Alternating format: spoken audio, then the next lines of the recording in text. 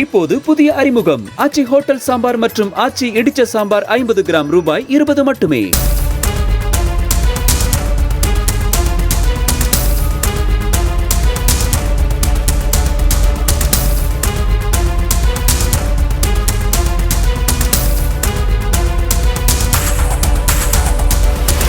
மும்பை ஊர்லி பகுதியில் தாறுமாறாக BMW காரை ஓட்டி 45 வயது மதிக்கத்தக்க பெண் மீது மோதி உயிரிழக்க காரணமாக இருந்த மிஹிர் ஷா என்பவர் 3 நாட்களாக தேடப்பட்ட நிலையில் போலீசார் அவரை கைது செய்தனர். விரார் பகுதியில் உள்ள ரிசார்ட்டில் பதுங்கியிருந்த அவர் செல்போனை நண்பர் பயன்படுத்திய போது காவல்துறையினர் அவர் இருக்கும் இடத்தை கண்டுபிடித்தனர். கடந்த 7ஆம் தேதி சிவசேனா கட்சி பிரமுகரின் மகனான மிஹிர் காரை மோதி பைக்கில் சென்ற பெண்ணை தரதரவென காருடன் இழுத்துச் சென்றதால் அந்த பெண் உயிரிழந்தார்.